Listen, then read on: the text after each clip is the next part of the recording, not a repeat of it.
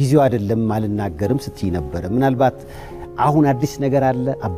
አባታቸውን በተመለከተ አባታቸውን በተመለከተ በቃ መቀበል የሚያቅተኝ እውነት ሁሌ የሚሸሻው እውነት አባታቸውን አተዋል እነዚህ ልጆች ብሎ ማመን በቃ ሁሉ ጊዜ ሰዎች በባህሪያችን እግዚአብሔር ያደረገውን ነገር ትግል ነው አይደል ለመቀበል በጣም ችግር አለብን በተለይ እኔ በጣም ብዙ ታግየዋለሁ የነዚህ ልጆች ሁኔታ የተፈጠረው ነገር ነበር በሱ በጣም ተስፋ መቁረጥ ውስጥ ነበርኩኝ መኖር ራሱ አልፈልግም ነበር በጣም ብዙ እርምጃዎችን ሄጃለሁ ላለመኖር ማለት ነውና በዛ ሁኔታ ውስጥ ያለው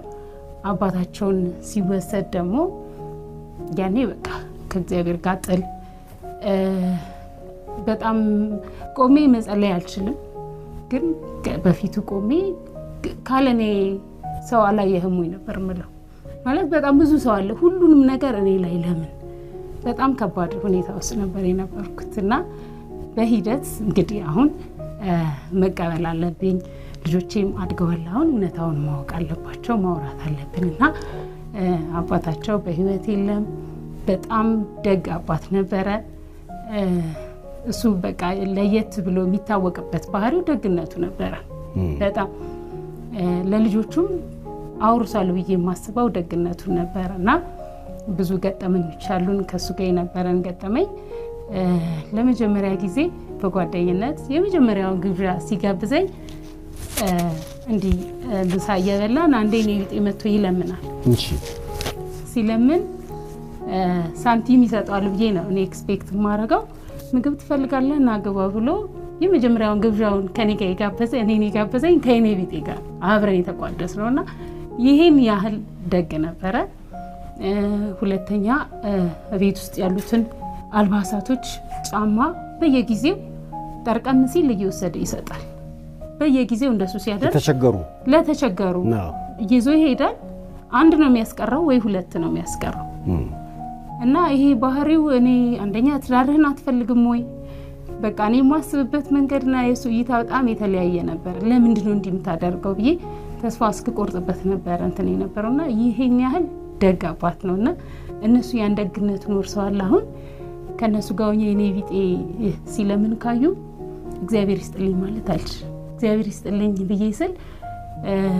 ስራው አብልታችሁኛል ስጠሙ አጠጣችሁኛል ብሎ እግዚአብሔር የሚጠይቅሽ በዚህ ሰው ነው